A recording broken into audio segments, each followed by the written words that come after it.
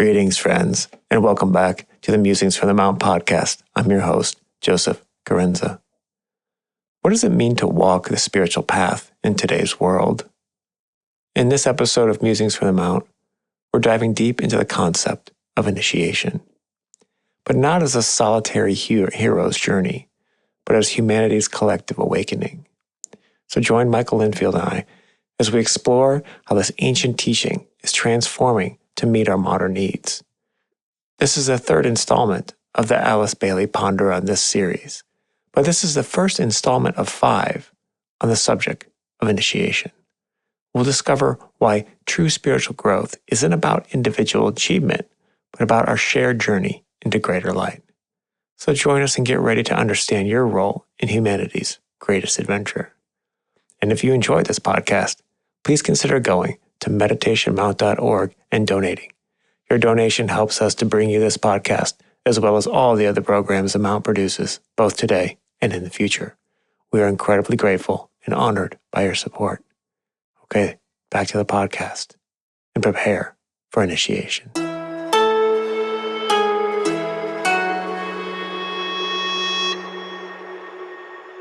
So as we continue our pondering on this, series, we're sort of following a natural progression. And we had Dweller on the Threshold, we had the Astral Plane, and which leads us into, naturally, the path of initiation. And we were just discussing before the podcast, and I think it's, for me, it kind of hits home. It's like, this isn't, you said 2 things that were interesting to me. There isn't a Cooperstown. There's no Hall of Fame. Yeah. You don't have the Hall of Fame. Who's the best world server in the world? Because that goes against the whole thing of selflessness. Yeah, and I think that's a very interesting reflection, because I was contemplating, you couldn't throw a rock without hitting some kind of spiritual light in the 60s and 70s, and then maybe less so in the 80s. And then the rise of the 90s was more of, in terms of global consciousness, it was more of like the televangelist. It wasn't necessarily someone that was coming from a clean perspective. And I think that's sort of interesting, because how do you go down this path of initiation if it's not a clear-cut path? Maybe that the guides that we have accompanying us are closer to being contacted at a deeper level, an inner level. It's through our own soul. Our soul is our own master. And when we get in touch with those guiding lights who have come further along the path than we have, that simply means they have a greater capacity to love, they're wiser, they're clearer, they're here to help us unfold. Yeah, we meet them in everyday life. It doesn't have to be a guru-like figure, although each of us need to be held by a greater awareness as we grow. And that greater awareness is the presence of a greater love.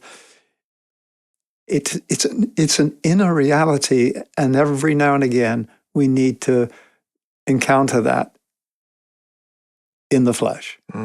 As a reminder, as an exemplar. I've given the example of Dr. Roberto Assagioli in my life. When I met him, he was somebody who was way further ahead of me on the path, not because he had the diplomas on the wall, but he had the light in his eyes and the warmth in his heart. Yeah. And when you were just saying that, I was also thinking how oftentimes in life, your teacher, when the student's ready, the master appears. But at least in my life, I've noticed so many times that the master would never have been a self-described master, would never have been a self-described teacher, and sometimes was just a petty tyrant. But their lessons that they had for me were masterful lessons. Right, and I think as we go through the text today, because how we're doing Ponder on this, for those of you who are new to this particular series that we've started, we read some passages from the Alice Bailey writings, from the Master DK, the Tibetan, and then we unpack them as best we can, because we're not the experts. We're just saying, hey, this is what we understand so far, and then we'll share some personal anecdotes, we'll ask some questions, because this is an age where it's the revelation of the mysteries, and they're revealed by the light growing inside of us. And as the light grows inside of us, we see more. As the love grows inside of us, we feel more. We sense more. So initiation, as we're going to encounter in the text here, is simply a progressive entry into the heart and mind of the Creator. Yeah. And we're doing it in a microcosmic form because we are, if you like, the fractal of this one Creator. Therefore, we're on a journey of recreating this state of awareness. And I just want to say that this is what, I don't know, about the third of the series in the Ponder on This. We started off with the astral plane. Mm-hmm. We did that because that's where we as humanity reside. Mm-hmm. We say you live where your consciousness is at. And the frequency of consciousness of humanity corresponds to the wave band that is the astral plane, the lower mental. It's neither good nor bad. It's not a judgment. It simply says, this is our level of consciousness. We said that the masters of wisdom, these postgraduate humans, now live at the Buddhic plane, the intuitive plane. Well, as 100 years ago, we were told they lived on the higher mental plane. Well, as they evolve, every time you evolve, you move house. You shift to another dimension, which includes what's gone before, but it's greater than. Everything is an expansion. It includes what's gone before, but what has gone before is placed into a larger context, so it shifts. Mm-hmm. It doesn't have the duality attached to it. It becomes, just a magnified and amplified understanding. Mm-hmm. So we did the astral plane because the astral plane is often referred to as a world of illusion. And we talked about the fog, how the fogs are created. It's the waters of emotion mixing with the fires of the lower mind, and it creates this fog.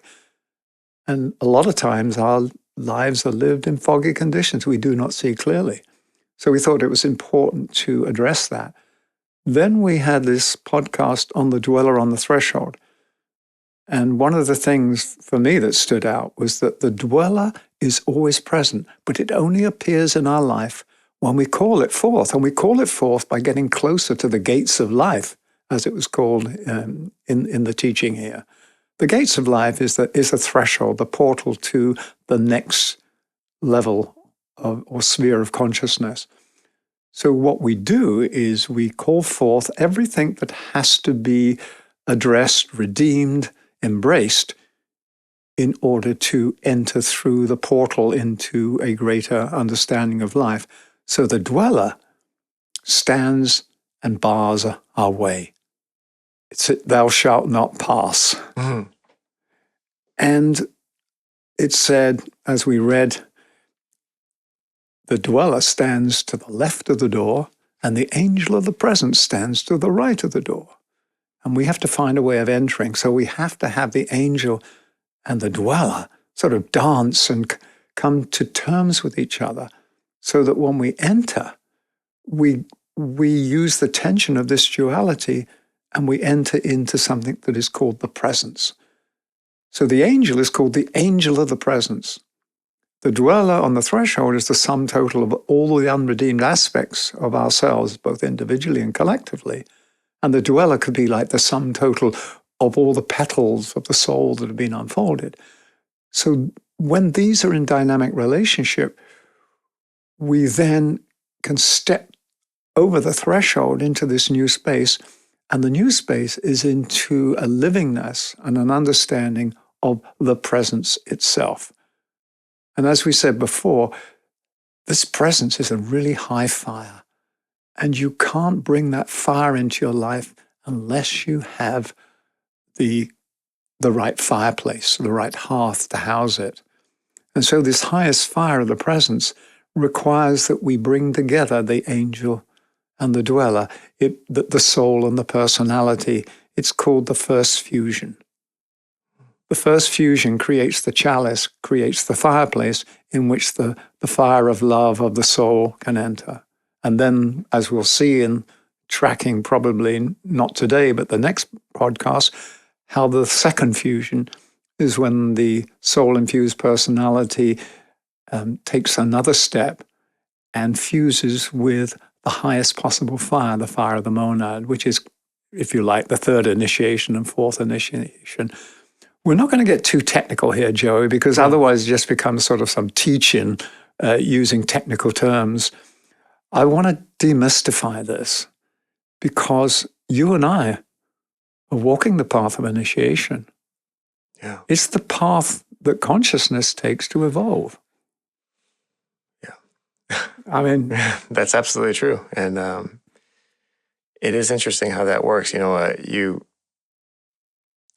preparing for this, I was trying to come up with some concepts and some, ideas, and mostly about preparation and confrontation, and because obviously you want to, there's like transmutation and expansion, but that seems like obvious. That's what you're here to do.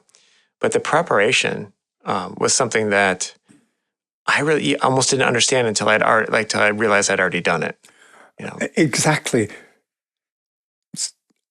So what we'll touch on today is the process, the early steps of the stage of the path where you are conscious that you are on the path. Right. Yeah. And then there's the application for initiation. Right, which I mean, it's not like it's not like you said, it's not like a credit card. No, it's not like applying for a credit card or to join a club. Yeah. And basically, application, we apply for initiation when we say, I will, I serve, yes to life. Mm-hmm. We've just declared our intent, and that sets in motion this whole series of events from then on, which says, okay, if you're serious, here's some stuff to work on. It's called you. That is kind of an interesting concept because, when you say yes, usually when you apply to someplace, you're waiting for them to say yes. But in this case, it's up to you to say yes first, and then the sort of path appears. Well, because then you attract. You set in motion. You initiate. But when you said before, it's like I know you've said this to me offline. I don't know if we've done it, how many times we've done it on the podcast, but how these different gates are like a cipher lock. So when you resonate at the right frequency, the door opens automatically. Well, okay. So when you say yes, you've reached a point in your life where it ain't just about Joey or just about Michael. Right, right. You say, hey, I'm here for something more. How can I be of service? When you say, how can I be of service, you have shifted from an egocentric to more of this ecocentric or larger sense of life. That is a shift in frequency. That opens this frequency cipher lock. Right. And says, okay, off you go. Yeah.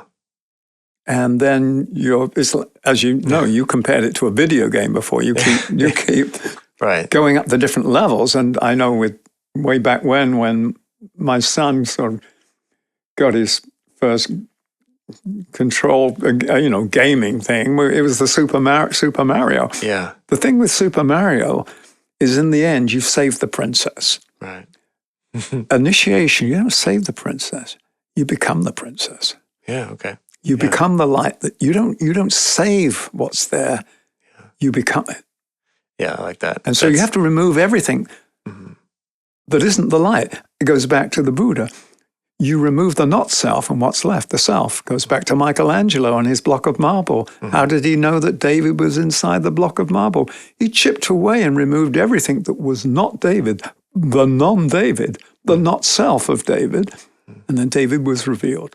Yeah. So this is why we say initiation is a process of revelation of that which already lives inside of us, but it has to be carved out in life. That's why we do it in the physical. That's why we incarnate and take these initiations, because it's not a mental test. This is not a written test. This is your driving test when you're actually sitting with an instructor and next to you, and you've got to prove that you can drive this vehicle. Yeah. Yeah, this is a proof test. Absolutely. Yeah. So there's a lot here, and let's see how far we get today. Okay. And because it's basically never ending. Yeah. It's a never ending story. But it starts with the single step. It starts with a single step. And the single step, as we just said, is yes. Mm-hmm. I'm present. I'm here. I realize that I'm part of a greater life. Let me be part of that greater life. Yeah. And when we ask that and declare that, we automatically begin to function to some degree as the soul. And as we've said before, the soul's natural urge is to simply give of itself, to be of service, like the sun, just to shine freely and give of its light and warmth. So when we've reached that point, that's our application. Mm-hmm. So we're going to do what we did before, Joey. We're going to take some passages, read them, just think about them. The other thing is, as we are going through this, I'm assuming, because this is an open-ended inquiry, that new insights that you and I have never had before will pop into the field, mm-hmm. because we're holding this intent to know more. And those of you listening to the podcast, don't just listen to it as an audience, or somebody listening to two guys talking, but go into the inquiry yourself and be open to insights dropping into your awareness from this inquiry.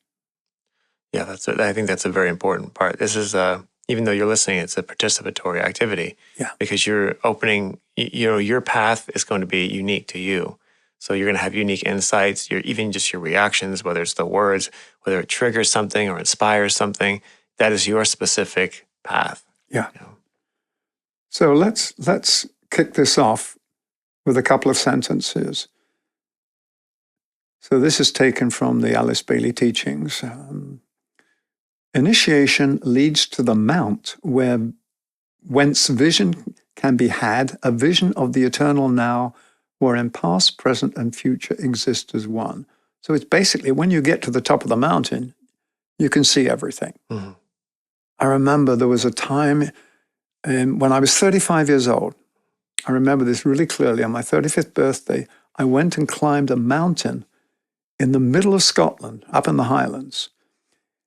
And from the top of this mountain, because the size of Scotland is such that you can see both the west coast and the east coast from this mountain. Wow.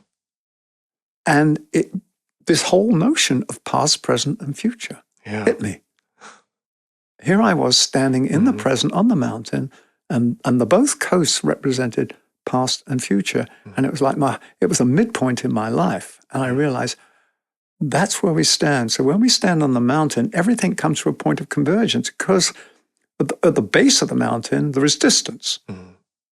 At the top of the mountain is the summit. It's the apex of the triangle. Mm-hmm. It's a point of resolution. It's a point of achievement. It's a point. Yeah. And that point is contained everything. As Suzuki said, past, present, and future quiver in the now.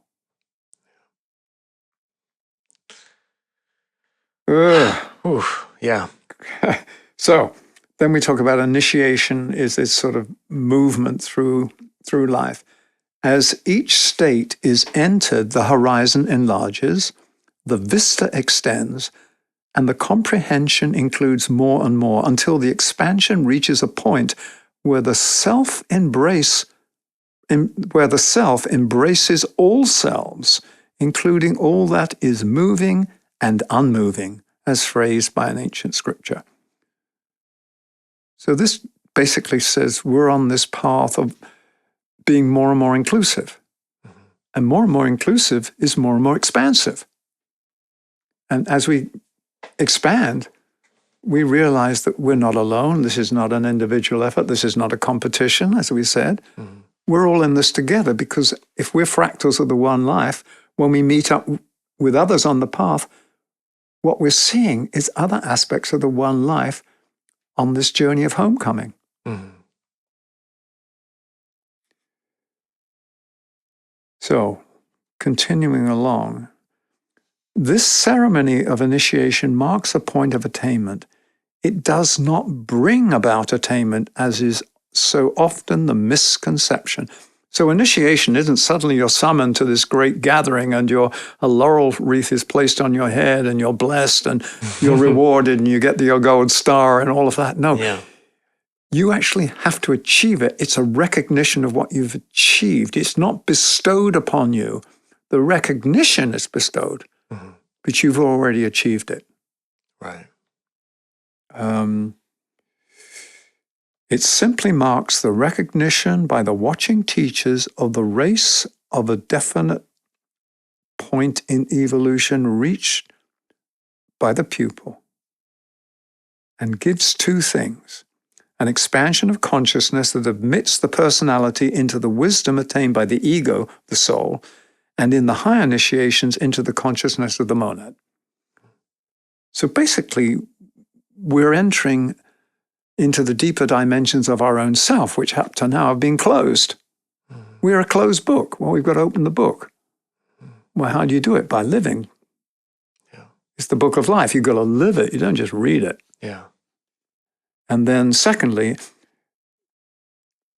the other thing that it gives, a brief period of enlightenment wherein the initiate sees that portion of the path that lies ahead to be trodden and wherein he shares consciously in the great plan of evolution. So you get this glimpse. It's like the clouds part and you go, oh my God, I'm part of this really vast thing. I get it. And then the clouds sort of come back and back you are on the path. But you've got this glimpse of, oh, wow, that's what I'm part of. And you don't forget that. I think those milestones are very important. I got to experience that with in the music world as a band would grow from, a couple of people in a van, and then they, I think, okay, if we could just make it such that we could play this bigger venue, and then you get to the bigger venue, and for a brief moment you feel like you've made it, and you realize, oh wow, there's so much more to learn. There's bigger venues, there's buses, there's trucks, there's planes, there's stadiums, and each time you discover that you know some new things, and there's also this whole new world of things to learn. Well, that's why they say the more you know, the less you know. Yeah, absolutely. Because the more I know, I suddenly realize how vast everything is, and so proportionally.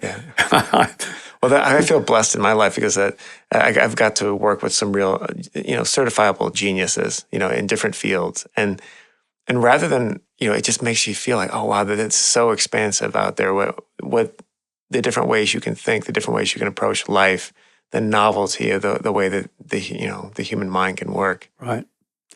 So as we read through this, readers, please, or listeners, please be aware that this was written, some of these words were written 70 years ago, 80 years ago, and they're using masculine pronouns, et cetera, but some of the language may be archaic, but it still carries the ageless wisdom. That's what we said before. This isn't ancient wisdom, it's ageless. Our task is to unpack it and to give it a form that makes sense now. Hopefully that's what we are doing to some degree here. So it says, on the path, the person has to equip also their mental body so it may be the explainer and transmitter and not a hindering factor as now. Because for the moment, a lot of our thoughts are critical thoughts. They're negative thoughts. They're thoughts about why we don't like something or why something isn't the way it should be. And therefore, that puts up a wall to receive what actually is. If I'm holding in my mind what I think things should be and why I don't like what is, I'm actually not really open to penetrating into what's really in front of me. So it says he must likewise develop group activity and learn to work in a coordinated manner with other units.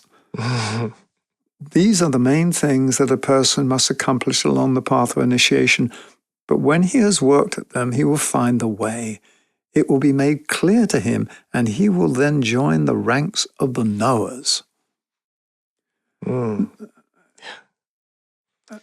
That is, I don't know if I look at it as that as the reward, but man, that is the being part of the knowing is always been sort of my motivation, just to know, And this knowing is not a mental knowing. This knowing is knowing in your bones. Mm-hmm.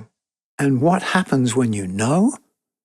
You become. Yeah, but you also then feel this incredible responsibility. Yes, exactly that.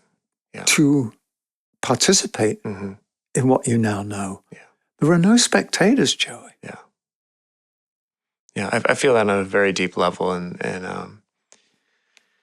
it's like, it's also you in that once you've gone down this path, you realize you can't go back to these other places, even though you've mastered them, because you don't belong there anymore. Like, so there's, you think that there's this temptation to, once you've mastered something or some field, you want to be in that field and get all the accolades, but if you're on this path, you realize as soon as you master something, then you have to put it behind you and move on to the next thing. Exactly. In fact, the text we're going to read now addresses that. Yeah. So we're going to go through this, and it's going to tell you a little bit about what you're going to encounter on the path and what the requirements are. So it's a mixture of that. So the next part says, the partial subjugation of glamour and escape from the complete thraldom of illusion are indications to the watching guides that a person is ready for the process of initiation. You got to prove that you're no longer in the prison of your own making. Right. You're not lost in the fog. You've got to clear a space. Yeah. Otherwise, how can you see? Etc. But now we go addressing the point that you just made. The mark of the initiate is his lack of interest in himself, in his own unfoldment, and his personal fate. And all aspirants who become accepted disciples have to master the technique of disinterestedness. Disinterestedness. Yeah. It doesn't mean you don't care. It means you don't care about yourself as an individual, isolated unit in comparison to others. Yeah. What you're interested in is the call of life and your ability to respond to it. Yeah, I mean, for myself, I really noticed that I became, especially in the past 5 or 6 years, just became very disinterested, or I call it like becoming unenamored with my own opinions and my own desires, and more about focused outward on how can I be of service? How is this like affecting this other person, and really trying to see things and feel things through somebody else's perspective. And that's shifted everything for me. Right. Because you're now seeing through the group lens. Yeah. And which is, once again, this is what's going to be touched on coming up here on this page. So just to complete this, it says initiation might be defined in 2 ways. It is, first of all, the entering into a new and wider dimensional world by the expansion of a man's consciousness so that he can include and encompass that which he now excludes, and from which he normally separates himself in his thinking and acts. It is, secondly, the entering into man of those energies which are distinctive of the soul and of the soul alone, the forces of intelligent love and of spiritual will. These are dynamic energies, and they actuate all who are liberated souls. So you have to ignite the fire as part of the application. That's the saying, yes, but it's the fire of the heart, the fire of the mind. Yeah. But then we get back to this thing of the group that we've touched on. And hopefully we're able to sort of chew everything and digest properly, because we're putting out a lot of food here, Joey. Yeah, and this is something that you can always come back to, too. Yeah. The concept, which has to supersede the one at present that is extant, out in the world, is that of group initiation and not that of the initiation of an individual aspirant. In the past, and in order to get the idea of initiation into the minds of the people, the masters chose the mode, now obsolete, of holding out the prospect of initiation before the earnest disciple. Upon this, they placed an early emphasis of its peculiarity, its rewarding nature, its ritual and ceremonies, and its place in the scale of evolution. Since the fact of initiation has been grasped by many and achieved by some, it has become possible today to reveal what has always been implied, that initiation is a group event. If clear thinking had taken the place of a selfish individual aspiration, the fact of group initiation would have been obvious.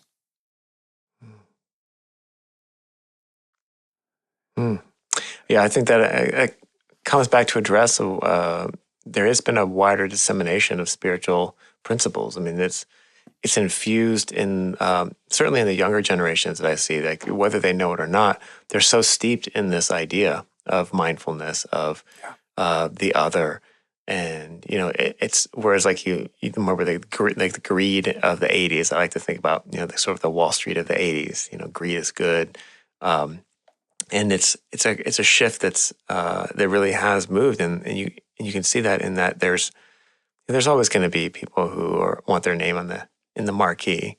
Exactly. But you can go on any social media outlet and see people of all stripes, that have very insightful things to share with people. And it doesn't mean that they have a degree. It doesn't mean they've read all the right books, but we are, as a collective, expanding our consciousness and helping each other. Right. As it says here, previously it was like you go it alone. When you've made it through the game, you knock on the door at the end and they'll let you in. Well, the doorkeeper now is going to say, are you alone? Yeah. Where's your group? Sorry, we only accept groups. No individual visitors. I know that you're making kind of like we're making it light, but that is such a tectonic shift. This idea between like, you go it alone against the hero's journey alone through the dark night of the soul.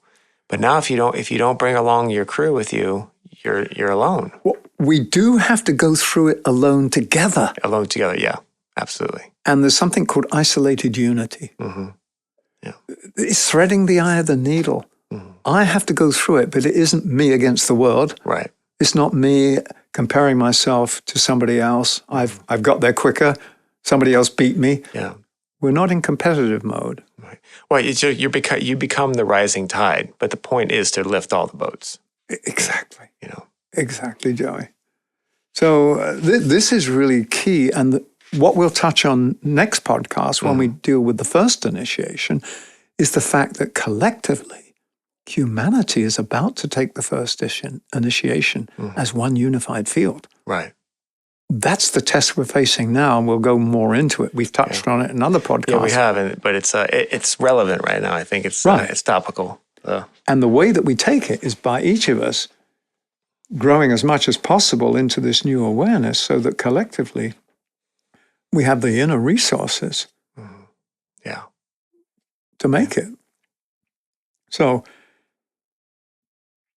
no one is admitted through the process of initiation into the hall of the masters till such time as he is beginning to think and live in terms of group relationships and group activities. I like this one. Some well-meaning aspirants interpret the group idea as the instructions to them that they should make an effort to form groups, their own group or groups.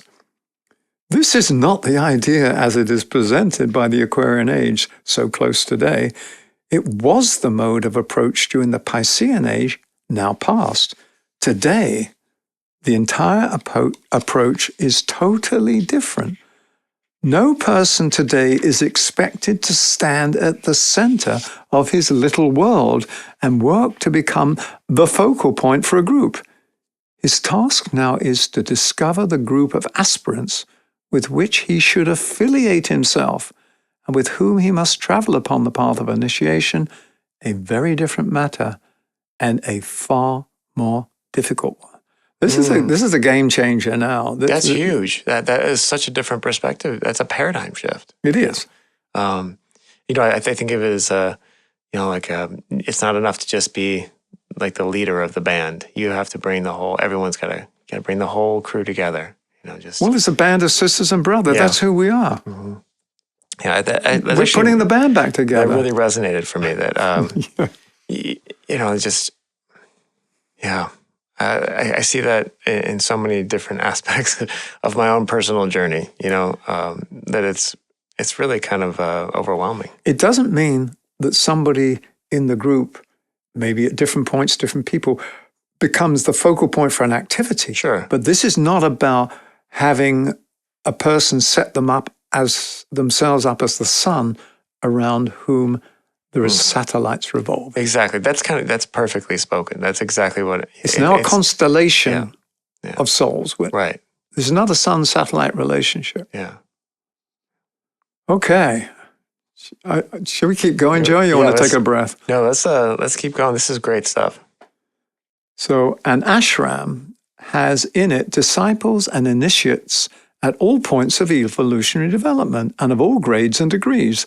These all work together in perfect unison, and yet within their differentiated ranks, for each degree stands alone, yet united with all the others, with their own established rapport, their coded telepathic interplay, and a shared occult secrecy and silence which guard the secrets and knowledges of one grade from another and from the unready. So this is the whole thing of where people get hung up around secrecy. Mm-hmm. There's a big difference between secrecy, which is the sort of willful withholding of useful information, and safeguarding. Right. Yeah. If I'm not ready to receive something, I have to earn the right to receive it. Mm-hmm. And I earn the right by expanding my own capacity, opening my heart, opening my mind. Therefore, there is no secret. The secrets are revealed. This is the age of revelation where the esoteric is made exoteric. Secrets are revealed as we grow our capacity to receive them. Mm-hmm. This is an important point. Yeah. So, carrying on with this theme, similarly, when an aspirant seeking upon the physical plane to find those who will share with him the mystery of his next immediate step or demonstrate expansion discovers his own group, he will find that it has in it those who have not reached his particular point of wisdom and those also who have already left him far behind. He will be drawn into a vortex of force and a field of service simultaneously. Ponder on this statement. So let's read that again. When an aspirant seeking upon the physical plane to find those who will share with him the mystery of his next immediate step or demonstrated expansion discovers his own group, he will find that it has in it those who have not reached his particular point of wisdom and those also who have already left him far behind. Mm-hmm. He will be drawn into a vortex of force and a field of service simultaneously. Ponder on this statement. Because it's saying just because somebody's not yet attained what you have, and just because somebody is far ahead than you, has nothing to do with status, has nothing to do with self-worth, has nothing at all to do with how we work together. It's simply how life evolves by degrees. Mm-hmm. Initiation is measured in degrees. And the degree is our ability to expand into the next sphere of consciousness. That's really what initiation is, a progressive entry into the mind of the Creator, into the heart of the Creator, into life. So it's taking it out of this, I'm on a journey, I got to prove myself. Mm-hmm. I'm on a journey to reveal myself. Yeah, that's a very big difference. Yeah. It's important because at least for myself, there's been so many times when I was looking to just prove myself. Instead of, I realize now, it's the getting rid of everything else. It's getting rid of the need to prove yourself and then just revealing what's truly left. You know? So today we're just talking about initiation in general, mm-hmm. and then we're going to go into what what's the first initiation, the second initiation, third initiation. We're going to stop probably at the third initiation because most human beings for the next, I don't know how many incarnations, are going to be dealing with the first, second, and third initiations. Right. Masters of wisdom have taken the fourth. So really, when we read that, that's sort of what we can aspire to. But if we get too wrapped up in it, it takes our focus away from what we've got to look at now, which is, where are we on the path? Where are our steps on the path now? Yeah. So we don't falter. This is just more in depth about the nature of walking the path. Periods of search, periods of pain, periods of detachment, periods of revelation producing points of fusion, points of tension, and points of energy projection. Such is the story of the path of initiation. So the whole path and the journey is full of these things, times of pain, detachment, revelation, fusion, tension. That's what we go through. That's what creates illumination. That's what produces the creative tension that allows the light to shine, the light bulb to go on, the big aha. The big aha is the realization. Yeah. So initiation is in truth the name given to the revelation of the new vision, which ever draws the disciple onward into greater light. It is not something conferred upon him or given to him. It is a process of light recognition and of light utilization in order to enter into ever clearer light. Progress from a dimly lighted area in the divine manifestation into one of supernal glory is the story of the path of evolution. So really, it's the evolution of light. We said before, the mystery of the planet Earth is light has been crucified in matter. And we're here to resurrect it, to reveal it. Yeah, I like to think about it as like the difference between standing on the seashore with a candle and standing in a lighthouse. It's your job is to take it from that initial spark of a candle to be a lighted house, so that others can help see through the fog. It's this, your capacity to hold and expand and illuminate. Well, how prescient of you to say that, because the next sentence, Joey, it is the recognition of the varying lights upon the lighted way that signifies readiness for initiation. The initiate enters into light in a peculiar sense. It permeates his nature according to his development at any point in time and space. It enables him to contact and see the hitherto unseen, and on the basis of the newly acquired knowledge, to direct his steps still further. I am not here speaking in symbols. So it is the journey of light. We said that matter occultly is called black light. So it's the release of light from the dark to the dim, to the glowing, to the supernal. Right.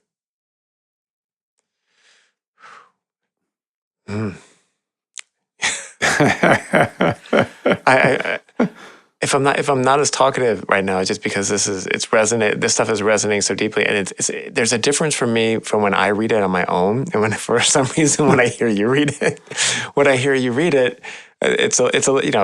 resonates in a different level, which is one of the things I love about this podcast is I get to, hear these concepts again, and they hit me for the first time again. Well, this is a way for us to bring it alive for each other. Yeah. If I just read by myself, all right, yeah, I've got that, right, got that. Yeah. But then we read, because we're acting it out. This is a dramatic portrayal. That's right. And then that was my my whole goal and idea was to try to breathe some life into this stuff that sometimes can be very dense on the page. Absolutely. So if we carry on with this same paragraph, it says, Each initiation dims the light already acquired and used, and then immerses the initiate in a higher light. So we think, oh man, look, I can see the light. That light compared to the greater light is dim. Yeah. That's why don't get carried away with, hey man, I've got it. I know it all. No, it's good. You're constantly returning back to beginner's mind, to that. Thank you. I mean, you have to. It's and that's something I've noticed. That's the only thing that's really worked for me in my life is being able to allow myself to be a beginner and to say I don't know and to put myself into situations where I have to learn new things. And I think that's something we don't do and we don't encourage enough is, it doesn't matter where you are in your life. You can always try a new thing, learn a new hobby, force yourself into an uncomfortable situation. Right. Even if it just means, you and I are very similar in that, you had, your knee injury, and then I'm walking you. As soon as you could force yourself, you're out walking in the parking lot doing laps. We just have that thing where we just have to force ourselves through the discomfort, because we know there's a reward there. Well, exactly because, basically, it for me it symbolizes my ability to walk the path. Right.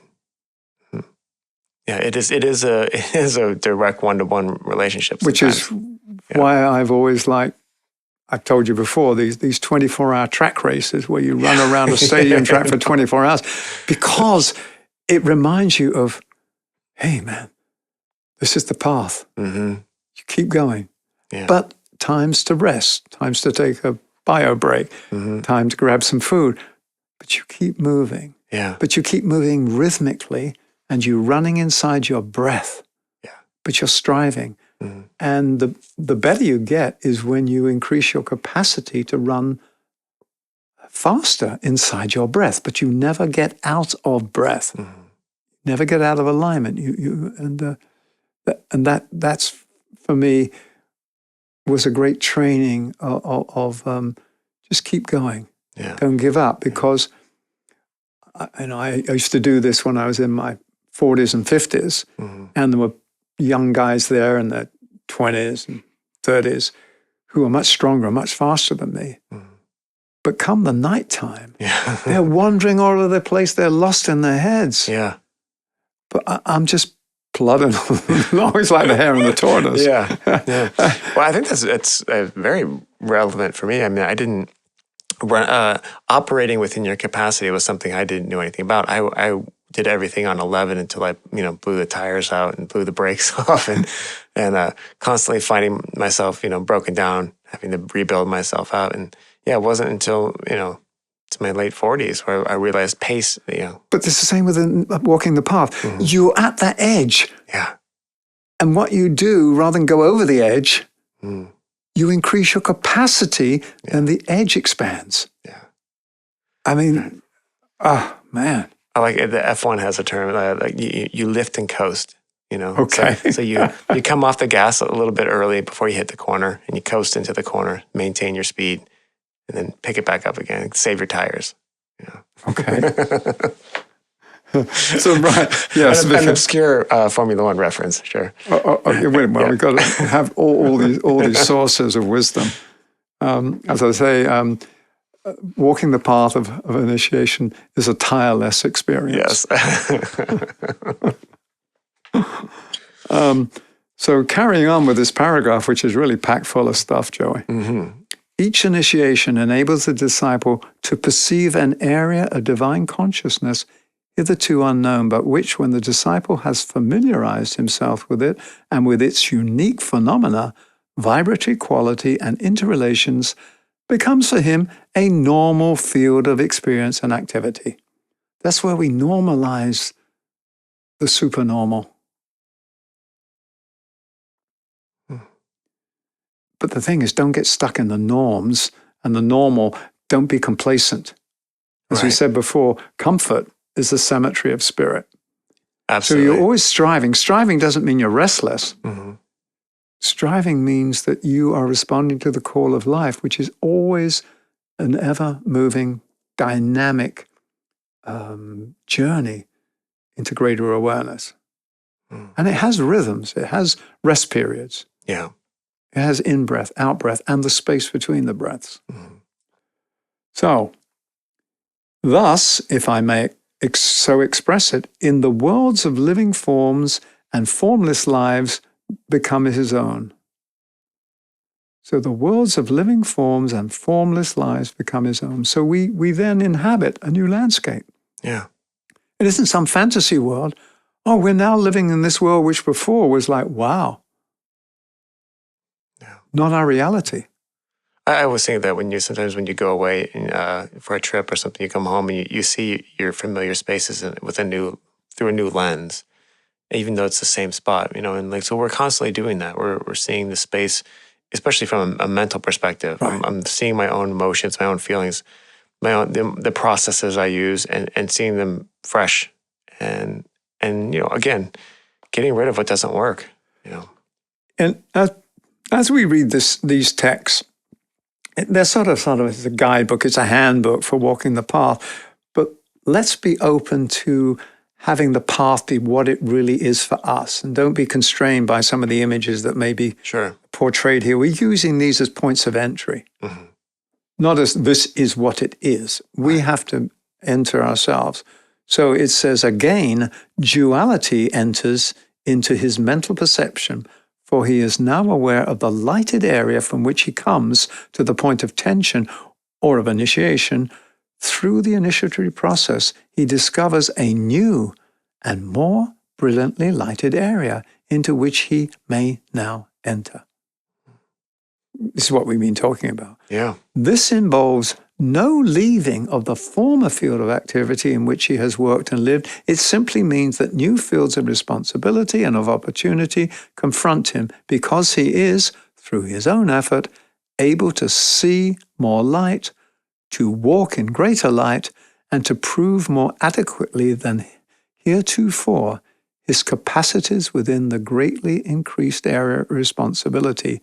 Initiation is therefore a constant fusion of the lights, progressively entered, thus enabling the initiate to see further, deeper, and more inclusively.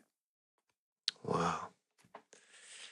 I mean, that's sort of an encapsulation of, this is what it's about. Yeah, it's a beautiful passage. And that is what is unfolding, I know, in our lives, and certainly the lives of the people that we have around us and that we aim to help. And I'm almost speechless. Which is rare. One of the requirements for when you step on the path is the words of power. Mm-hmm. To dare, to be, to know silence. Yeah. To be silent. To be silent.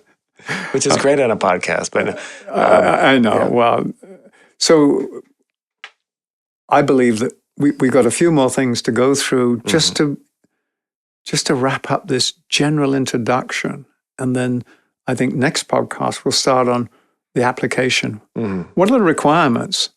Absolutely. And then what does it mean to face all the tests and challenges to pass the first initiation and then pass the second, because this is what we as humanity are facing. So it isn't just for ourselves. To the degree that we understand what it means to overcome all the challenges and to pass through the portal of the first initiation and even the second at some point, gives us a greater capacity to be of service to the whole of humanity as collectively we stand in front of this major test, which we'll go into next time. Wow. So just a few more sentences here. Initiation is a growth and experience and the attainment thereby of a point of tension. Holding that point of tension, the initiate sees that which lies ahead. Initiation permits a progressive entry into the mind of the creating Logos. This last definition is perhaps one of the most important I have ever given. Ponder on my words. So let's do that. What the Tibetan has told us here, initiation permits a progressive entry into the mind of the creating Logos.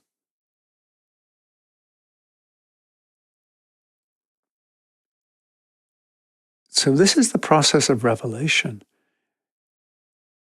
It's not just revealing the macrocosm and the God transcendent that's out there. It's an unfolding and a revelation of God immanent, the God within. These are the two lights that need to meet and fuse at some point. The God within, God immanent, God transcendent. That's the big confusion, the fusion together of. Right. Fusing with, con. Mm-hmm. So confusion isn't, some sort of muddled. The true confusion, the fusing with, is when we understand and when we come home. Mm-hmm. So initiation really is the journey back home from the separated self. And we go back to our favorite passage from the Bhagavad Gita, having pervaded the universe with a fragment of myself, yet I remain. So the I remain is the God transcendent. The fragment of myself is God immanent that is making its way back home to itself. Mm. And when the two meet, guess what? What I understand is that is self-realization. Yeah. Life realizes itself, and that's it. Whatever's after that, who knows? Right. And that's the thing. We can only know to the degree that we can see and embrace. That's why I had to tell Michael, just take it easy. You don't need to know or are able to know what lies 5 steps ahead. That's right. Maybe 1.5 or 2 steps, just so there's this tension of, wow, that's where we're going. But it will be revealed. It's a rolling, emergent process. Yeah, and you have to let the play unfold. You can't skip. You can't skip to the third act. You can't go to read the last page of the book. Right. Yeah. Because how do you know how you got there? Exactly. Yeah. It's meaningless. It goes back to the what is the answer to life? 42. 42. Goes back to Douglas Adams and one of our favorite authors. So I think there's probably just a couple more paragraphs just to wrap up today, Joe, if it's okay. So what the Tibetan says is, initiation is not really the curious mixture of self-satisfied attainment, ceremonial and hierarchical recognition, as portrayed by the major occult groups. He said a little dig there, because some of them went astray and sort of glamorized it. Right, yeah. And put too much gloss on all of this. It is far more a process of excessively hard work, during which process the initiate becomes what he is. This may entail hierarchical recognition, but not in the form usually pictured. The initiate finds himself in the company of those who have preceded him, and he is not rejected, but is seen and noted, and then put to work. Okay, you're here. You're here because you've grown your capacity. Great, you've grown your capacity. Why do we grow our capacity? Not so we can be good, but so we can get on with it, so life can express itself through us. Yeah. So welcome to the club. Here's your assignment. Grab a broom, grab a mop. Yeah. And then just to finish off, it's also a graded series of liberations, resulting in the attainment of increased freedom from that which lies behind in his experience. This carries with it the permission, soul enjoined or given, to proceed further on the way. These freedoms are the result of detachment, dispassion, and discrimination. At the same time, discipline enforces and makes possible the hard work required to pass the grade. So discipline, of course, is tied up with the disciple. Discipline is the practice of discipleship. Right. It doesn't mean you can't do this, you have to do that. Discipline is following the path. Being a disciplined person means you're not wavering. You're on track. Literally on the path. You're on track. Okay. At the same time, the discipline enforces and makes possible the hard work required to pass the grade. All these techniques, for that is what they are preceded by a series of disillusionments, which when realized and comprehended, leave the aspirant no choice but to move forward into greater light. And then one more. I would like to have you study initiation from the angle of liberation, looking upon it as a process of strenuously attained freedoms. This basic aspect of initiation, when realized by the initiate, ties his experience into a firm relation with that of the whole of humanity, whose fundamental struggle is the attainment of that freedom, whereby the soul and its powers can unfold and all people be free because of an individually attained freedom. So that's why it's the path of liberation. The Buddha gave us the real get-out-of-jail card for that, which is non-attachment to form, and the whole understanding of the cause of suffering. But liberation, because we're not liberation just freeing ourselves from shackles, we're liberating the light within us so it grows. As we liberate the light, it grows inside of us. As the light grows inside of us, it gives us permission, and it allows us to enter into the next sphere in which more light can be entered into, and in which more light can enter into us. That, if you like, is the lighted path that we're on, Joey. And I mean, there's so much more that could be said, but maybe this is enough just to lay the foundations of an understanding of what it means to tread the path. Initiation is this, if you like, this strategy that's been put in place to fast track humanity. Okay. Because if we just left it to natural means, we will eventually get there through the process of natural evolution. Okay. But because there is an urgency, the stimulation, it said that initiation was introduced into this planet to stimulate life. Right. Not for us to bypass anything, but to stimulate and quicken that. And it's done through the application of the rod of power, fire. So here we go again, Joy. Every time we say yes, we're invoking the fire of the soul. And when the fire of the soul lights a light inside of us, it lights, if you like, the lamp of our true self. And it also starts to burn up all the dross and all this other stuff that's inside of us. It purifies us. So path of initiation is liberation, and liberation is attained through purification, through all these different ways. So anyway, I'd love to hear what you in the silence have been pondering, because this is a huge chunk that we took on today. It is, and I'm glad that we did this, because it really does, rather than like getting to sort of a more of a step-by-step process or any other kind of thing, because it is about arriving to begin. You know, so you don't realize that you have to go through this whole process just to arrive, and when you arrive, you realize you're just beginning, and it's this constant flow and return.